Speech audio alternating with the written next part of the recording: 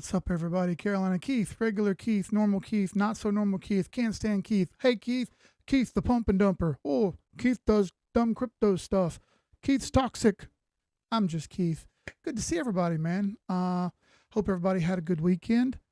I, for one, didn't, but I hope everyone else did. You know what I mean? I hope life's treating you well out there on the other side of the screen. Over here, it's been rocky, but hey, I guess that's the way it goes. You know what I mean? You just got to take the lumps and keep on going. Can't win for losing. Lord knows I ain't going to win in the sports world. That's what happens when you pull for the Panthers, the Tar Heels, and the Braves all in the same year. Oh, don't forget about the Hornets. You know what? My hand doesn't work so good over here from jacking it up all those years in HVAC. So whenever I go to do my 3 fingers up like this, I have to hold my pinky down. So I go 1, 2, 3, and I can't do the third without, I can't pick my, like over here, I can do it. 1, 2, 3, 4, but I can't do it over here. 1, 2, I just can't. I have to hold my finger down. I guess I'm stupid. Whatever. I also can't, I can't straighten this finger. It's permanently bent. You see right there? I run a zip screw through it, 3/4 inch zip screw through it, probably about 8 years ago, and it's never been the same since. I think I went through a tendon, and it's never been the same since. Nonetheless, no one cares. Let's get into some charts, shall we? And we shall. We've only got 30 minutes today. I've got a beta club meeting with my son at school that I have to attend. Yes, he's in beta club. He makes great grades. Both my sons are straight A students, so I have to be there for that. He also has football practice, so after he gets out of football practice, he comes to the beta club meeting, then he comes back home. At the same time, the wife's rerouting what she's doing. It's a busy Tuesday over here. Tuesdays always get packed in. Let's hit the charts. The thumbnail was not clickbait, but this is. Will you please go hit the like? It's free. It costs absolutely nothing. It's free. To hit the notification bell. It's free to subscribe. Why not? You're watching What's It Gonna Hurt? Google Metrics tells me that 60 to 65% of you guys who watch aren't subscribed. Why not? What's it gonna hurt? Hit the button. It won't kill you. While you're there, hit like. Hit the notification bell so you don't miss anything. If you're over there watching on Rumble, super appreciated over there. Rumble now has reposts. You can repost the video and hit like. Go give us a shot. And over there on X, if you're watching over on X, really appreciate it. We get the most viewers from X. Right now, for instance, we have 8 times as many viewers on X as we do Rumble and YouTube combined, right? Pretty wild if you think about it. So if you're over there on X, give us a like, give us a repost, and I will be greatly appreciated. So let's jump right into this. I talk about this every single stream, but let's start with liquidity. As you guys know, I don't care what you buy and sell. In fact, I tell you all the time, don't copy me, do your own thing. I'm just here to tell you about charts. I'll tell you about a chart. I'll tell you what I think and what I don't like about it. If I do like it or I don't like it, doesn't really matter. I want you to make that decision on your own. Everything I do is taught. Everything I do is a teachable moment. It's not something I like to come on here and tell people what to do, and I never will. People ask me all the time, should I buy and should I sell? I don't care what you do. You do you. I just do charts. All right, so I'm going to talk about the charts. I'm going to talk about liquidity first, like I do every time. I've got them labeled here. 1, 2, and 3. What does this mean? Well, that's liquidity levels 1, 2, and 3 to the top side. And I've got liquidity levels 1 and 2 to the bottom side. What am I referencing? What is this 1, 2, 3? Well, I'll pull up CoinGlass, and this will give you a more visual representation of what I'm talking about. All right.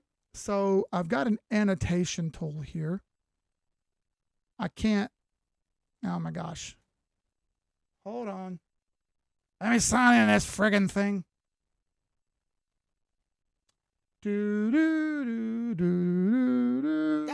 I know. Continue. I'm sorry. That stupid stuff isn't already on. Loading data. Yeah, I know you are. Yeah. Okay. Let's get it going. Let's get it going. Let's get it going. Let's get it going. All right. So I think this is how I do it. I haven't used this tool in a minute. Show toolbar and draw. So liquidity zones. Here is our zone 1 of liquidity right through here. All right. Zone 2 of liquidity. You can't even see it in black, right? I have to pick a different color, but I don't think it'll allow me to pick a different color. Nope, it won't. So you have to stick with Or I can do this. Let me erase it. I believe I can use the highlighter tool. Yeah, I can. So this will be liquidity area number 1 right here. Right, we're almost there. As you see, this red line is where the current price is right now. And as you see, we are very close to current price at the moment. This is liquidity level number 2 right here. Right, if you remember, right here's level 1. Right here's level 2. As you see, you can see the shorts kind of pile in here. And here's liquidity level 3. Right, so that's 1 right here, 2 and 3. And you see them right here, 1, 2, and 3. Essentially, this is where all the shorts come flying in at, betting against the market, betting on the market to fail. All right, great. Now, what does that mean? Well, those are likely targets to the north side if we continue to move north. What about if we continue to go south? Well, the same thing applies. Here's liquidity zone 1, and here's liquidity zone 2. And if you look close enough and you look at these correctly, what you'll note is they have an ending point where the colors change. These colors dictate leverage. It's 50x and 100x leverage in orange and in yellow, and it's much lower leverage in blue and purple. So those aren't as likely a target as the yellow and orange are. That ends off right over here and begins right over here. That's about 117 and about 110 flat. So that's our big massive liquidity range as we sit. No, I don't want to save any changes. So there again, I have them marked on the chart as well. 1, 2, 3, 1, 2. Those are my top side targets. These are my bottom side targets. Which ones are most likely? Well, you can clearly see that we're inside this big wedge right here. Right, I got a big red downtrend line right there, and I have a big green uptrend line right here. Can't mistake them. Now, if we stay in the wedge and we don't break out, so let's say this thing just does a number like that, goes up there, plays games with you, hits liquidity level number 1, wipes it out, and it gets, wait for it, I've got a new thing here. Let me figure out if I can learn how to use it. Yep. Yeah, here we go. Here we go. Wasted. Isn't that sick? I got that figured out. If we hit that liquidity level, it will be wasted. But unless we break out of this and get out of this big wedge, it's a little bit of a head fake. We've been getting head fake after head fake after head fake. As you can see over here on the right, market is bleeding profusely. The only things that aren't bleeding are a couple items. For instance, Bitcoin is only about 0.15% down. XRP is only 0.75% down. But then you got things like NEAR, checks, PRCL, H-bar's not that bad, ICP's puking, Jupiter, Theta, Peak, Hype's getting punched in the face. A lot of them taking a beating. Optimism's not bad. ADA's not bad. Chainlink isn't too bad. Wormhole's getting hit in the mouth. So some of these are good, some of these bad, but it's a sea of red right now. We are a couple hours away from the quarter changing. We are a couple hours away from the monthly changing. So it's a very volatile point right now in the charts. And I kind of expect that volatility to keep up. I don't expect it to go away. I expect more of the ugly, not less of the ugly, if you can understand what I'm saying by that. There we go. Drop my annotation tool off. I don't need that any longer. So for now, this bothers me, but I like it. We're above support, as you see right there. That green box acts as support. So long as we stay above that support, we're in a good way. Problem, we've got resistance up here to deal with, even if we stay above support after we break the trend line. So it kind of leads me to think it's much ado about nothing until we give this a couple days to shake out. And the way altcoins look, it looks more angry than happy to me. This looks more like it's pointing downward than pointing upward, even though we've got a couple good green candles here. To go a little bit farther on that, here's the moving averages. As you see, we're over all of them with a wick on this candle. It's trying to fight. You see that buy pressure? I like it. I want to warn you though, if this candle closes up here like this, this is not the best ever. This is a spinning top. What is a spinning top? Or you could call this a tweezer. It means an indecision candle, and it hasn't figured out exactly what it wants to do yet. there's a likelihood that this thing reverses right back down from where it came and feels this entire wick that is formed over the course of the day so far. That would really suck. Now, that's not the end of the world, and here's what I mean. If we look at weekly, here's our 2016, 2020, and now review. As you see, they're all very similar. I've got fib lines marked out, and they're all three identically mathematically lined up to each other. We are fighting with the 821 EMA right now on the weekly. She hasn't rolled over and quit. It's still putting up a good fight. And in the instance of a breakout, I still like that 130 to 140 range here as my target if that happens. If it doesn't break out, yeah, it's going to get ugly. 105-ish. That's the other side of this. That's the dark side of the ring. If this thing goes the wrong way and we flip over the ropes, it's not great. All right. Bitcoin dominance also plays a big part in this. As you see, she's turning the corner here just like it did back in the day after it had its first drop off. See that drop off it had when alt season started? Well, we're in quote unquote alt season right now, and our alts are getting fucking hammered. So it's not doing so great, is it? Exactly. Things have a long way to go if they're going to go anywhere. And this Bitcoin dominance has a long way to fall if it's going to fall. Right now, she started to slowly turn her way back up. Not exactly the best news. Here's monthly. So we have 4 hours until this monthly candle closes, and she managed to put up a pretty good fight so far. As you see, all four put side by side, still very similar to the other 3 moves. I've seen a lot of speculation recently that this will be a 5-year cycle now, and that here's why. Yeah, I don't believe anything until I see it. If you're asking me, is fundamentally Bitcoin's math going to change? The answer is no. I don't think there's anything you can do or that I can do to change that. Bitcoin's math is math. You can't change it. That's the beauty of it. It's never ending, and it always does the same thing. You can maybe speed it up a little bit. You can maybe slow it down a little bit. We've mentioned that before by a matter of weeks, but that's about it. There's a little bit of variance in halving. We've also noted that. Halving cycle hasn't changed but one day for the next halving, 2028. It's moved one day. So to sit here and say that we're going to have some 5 or 6 year cycle is unfortunately subjective opium. We cannot expect that to happen. I don't expect that to happen. I still expect 2026 to be a slowdown year. It might not be as bad as previous cycles. That's a fair statement to make. But again, that's subjective, and we don't know that either. It's all a little bit wondering, and I don't like to do that. I don't like to go on what I think might happen. I like to go on what the data says, which is the difference between what you'll get from me and we'll get from most other influencers. I don't do this for the followers and the clicks and all that stuff. That's not who I am. It's not who I'll ever be. I want you guys to make as much money as possible. I want to make as much money as possible. I don't necessarily want you to listen to me. I want you to do this on your own and come up with your own conclusions, okay? Say that all the time. Please, don't believe the dude on the internet. Go look for yourself, okay? Please. I can't say it enough because one of the problems I've got is it's really annoying when you work really hard to do all this and then someone comes in and just gives you a, you didn't do this either. I really hate being called a scammer. That really pisses me off.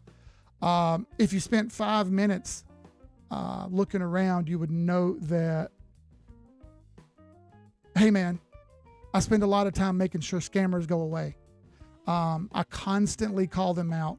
As a matter of fact, in 2021, man, we called out some of the biggest and baddest scammers ever, dude. And they actually got caught scamming the UK Parliament, which is incredible.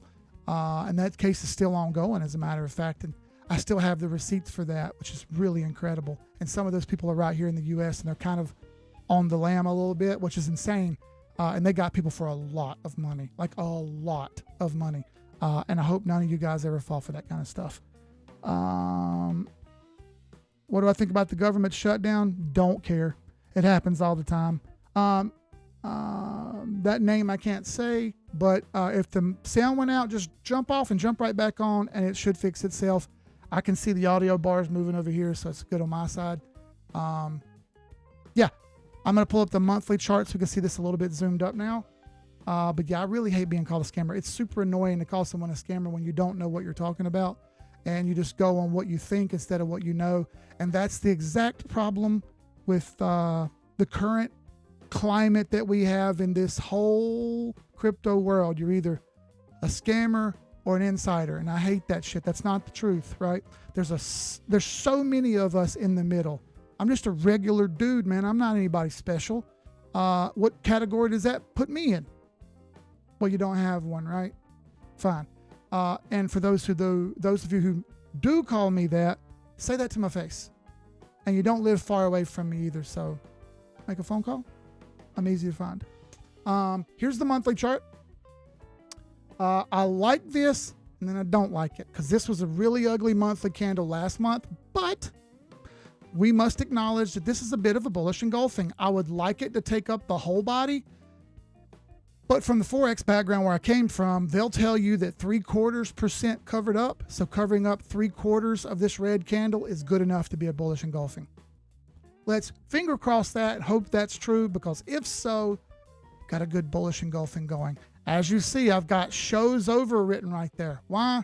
Because every indicator I've got shows that shows over at the end of the year, at least for Bitcoin. Now, there might be some altcoins that move into Q1. I'm not denying that that won't happen. It's honestly likely that it will happen, but that doesn't mean that Bitcoin will. It doesn't mean that Bitcoin will. I still think this thing slows down at the end of the year. For you to get on the hopium train and think something magical is going to happen, I need you to remember to keep those receipts if it doesn't happen and admit you were wrong, because people really, really, really don't like admitting when they're wrong. They like to only ever talk about the things that they do right. I'm one of those guys that out here on the stage showing you everything I do right and everything I do wrong in the hopes that we all do a little bit better. Honestly, it costs me a lot of viewers, but I think it's the right thing to do. Am I a perfect person? No. Do I always do the right thing? No. Can I get toxic sometimes? Absolutely, I can. There's a whole long story behind that. Doesn't really matter why. Occasionally I do. Yeah. What really makes you toxic was when your sports teams suck. And I'm telling you what. Damn. My sports teams suck. Come on, man. Please try. Fellas, don't quit. I don't care. Braves, Hornets, you're about to start up. Tar Heels, you're about to start up. Panthers. Damn. God damn. Bruh. What the hell is even that? What are you guys doing? What are you guys doing? I'll tell you what you're doing. Slowly but surely to the fan base, we're getting wasted. That's what. You're just destroying us. Anyway, I'm also a little worried about a potential head and shoulders here. We can see that pretty clear as day, right? What would eliminate that? Well, that's getting over this right shoulder, and getting over that right shoulder would be about 115.5. Do you remember when I mentioned these liquidation levels? Getting over 115.5 puts us up over that right shoulder and puts us right into resistance. So be careful. All right. We need to close up there, not just hit it, but we need to close up here and hang tough, right? Get above this last high. Show me you got some power here. And that would really move the needle for me as far as things improving. If it doesn't do that, it puts us in a very perilous spot, And I don't want to be in a perilous spot starting the last quarter of the year on the worst bull run we've ever had. And before you say anything else, yes, it's the worst bull run we've ever had. There's a few coins who have done well. The rest of them have sucked ass. And for anyone who doesn't believe that, look around. You either had to be a degenerate and go in the degen world and play roulette with coins. You had to be an insider and take special deals, which I never do. Or you had to get ass lucky. Now, we did do well in 2023, and the end of 2024, going into 2025. I could pull out the receipts. It's not worth doing that. I made a good lick. I wish I would have made more. And I wish I would have took even more profits than I took. And I took a bunch. I was a little over aggressive, and I'm waiting, hoping something else happens. And I've kind of been a little over aggressive recently. Unfortunately, that's part of the gig, man. You got to wait a little bit here or there. Anthony says, so are you saying the stock market just follows math as BTC clearly just follows the same general equity market cycles? For example, no way BTC carries on equities. I have nothing. I never mentioned stocks at all, even one time. Never, ever, ever did I say anything about that. You've been contradicting everything I say in the comments after the fact. Please don't put words in my mouth. Bitcoin is a mathematical probability. It has nothing to do with stocks. None can be printed. None can be burned. It is what it is. That's all there is to it. There's a limited finite supply. It is mined mathematically. It is then taken mathematically. It is then charted mathematically. That's it. I said nothing about the stock market. Also, you don't know this because you're probably not in the Discord, but I chart all the Magnificent Seven, multiple different indices, multiple different crypto stocks, miners, and equity companies, multiple different funds. We chart all that in the Discord as well.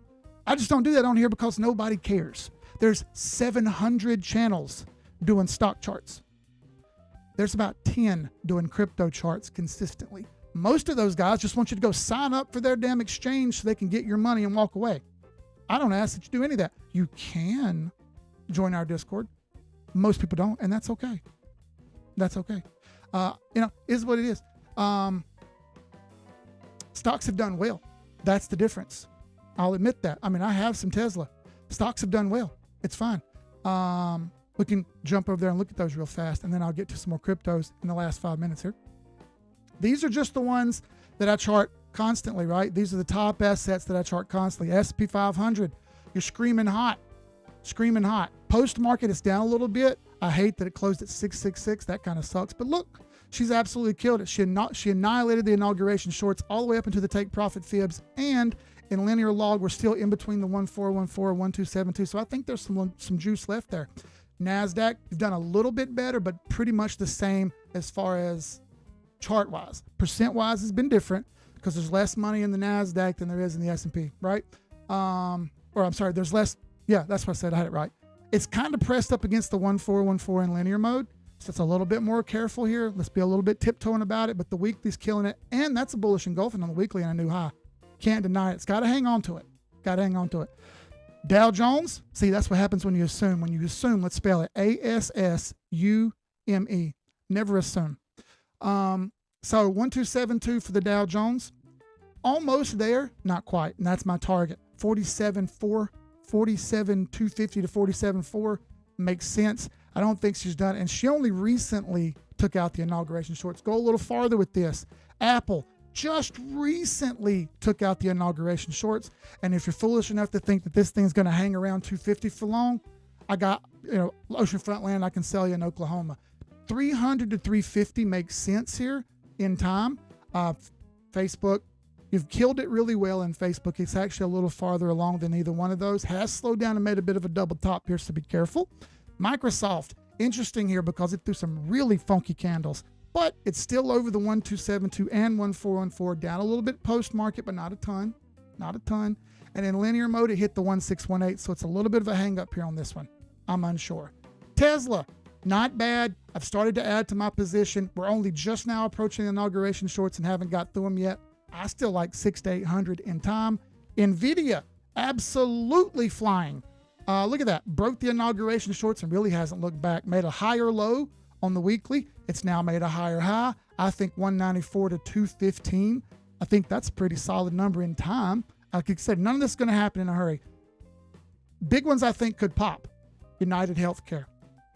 United Healthcare. Why? Because you're over the 821 weekly and you have headroom to the top. It's still got 83% to all-time high. Even if you got half of that, that's 41.5%. You're killing it. 41.5% returns would be amazing. Seeing as how most funds average 8 to 10% max per year. That's a really good return if that's the one you're looking for. You want to take some gambles. Circle. All right. Circle on the daily recently jumped the 821 EMA. It's crypto related, so be careful. Webull, been fighting the good fight over here, jumped over the 821 and 50. Riot Miners had a killer day yesterday. Slowed down a little bit today. Made a big jump over the 1618 local. Cores, PayPal, CleanSpark, Mara, Robinhood, Coinbase, MicroStrategy. I don't know about MicroStrategy. And it's also worth noting that gold has been in an absolute monster tear. I didn't buy any of this because it's only about 4.5% up from where it was. which seems like a lot, but I would have had to take a high leverage risk on that to do it. So I didn't take a gold trade. I took other trades instead. They're about even with what I'm at right now. So it's no muss, no fuss for me. Silver's been on a hell of a run too, but they took the silver pair off that I typically charted that had all my data off. So I haven't charted silver just because that pissed me off, man. You took my data away. I don't like that. I don't like that. Now, hopefully you understand what I'm going at as well here. And I know how an equity cycle works. I'm not a retard. It's just that I don't worry about the subjective nonsense. I stick to the chart. All the other ancillary nonsense doesn't matter to me. I just stick to the chart. None of that other stuff matters. The money matters. Show me the money on the chart. Don't tell me about what we think or what we might or what we hope. Just show me the data. All the rest doesn't matter. And we talk about liquidity cycles, and we talk about equity, and we talk about money printing and quantitative easing and quantitative tightening constantly on our Zoom meetings. I'm not stupid. I understand what you're saying. Please stop assuming. I hate that shit. It's not necessary to assume. It's just not. Let's be adults. Ethereum. So let me record a couple of these. You guys actually watch, believe it or not, you guys actually watch more of the clips than you do of the live streams.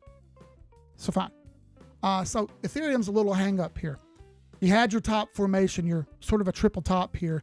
If this is a wick-off distribution, which I think it may be, or a wick-off accumulation, which I think it may be, you had your top cycles, you had your drop, you got one more drop in here. The question is, how far down does it go? If it drops again and breaks that blue line, I don't like that. Good news here is she's getting held up by the 821, and we did bounce on this trend line. And if I zoom back a little bit right here, you'll see it. Dink, dink, dink. Excellent, excellent, excellent. All right, that's a good look right there. I don't hate that at all. If I pull back to the weekly, so far, all she did was pull back to old support. So I'll give you a couple of options here. Number one, let's think failure first. If this fails, below 4,000 really hurts, but above 4,000, hanging on to 4,000 is a really, really good sign. If it goes below 4,000 and can't stop, the next level's around 3,350 to 3,400, and then we're in a bad way because we're under the trend line and under multiple other resistance levels. We want to stay above those and maintain them as support. It's got to happen. If it doesn't happen, again, we're in a bad way. Back to 48.85 would be my next logical target. If we can push above that, which I'm leaning on it not happening, but if we can, I target 6,000. That's a long shot though for now. That's another 50% up from here. It's hopium to say that happens until we have a breakout. And as you see, we don't have a breakout yet. So baby steps. Let's see what the next month and quarter brings. All right. And then everybody's favorite, XRP. Let me pull you up a clean chart here and we'll start fresh. All right. So I've had this one up for months. I drew this months ago. I drew this over a year ago, and it's so far continued to come true. I told you down here, buy zone on the chart. You can buy or sell, do what you want. I bought down there. Go time, sure as shit, I was right. Up it goes, shoots into the air, halfway done. Slowed down right there, didn't we? Damn. That's crazy. After it slowed down, back to support, like what Ethereum's doing right now. Same sort of level, back to support. Bounced again up to the take profit zones. Been waiting on this. Do you have any more nuts left?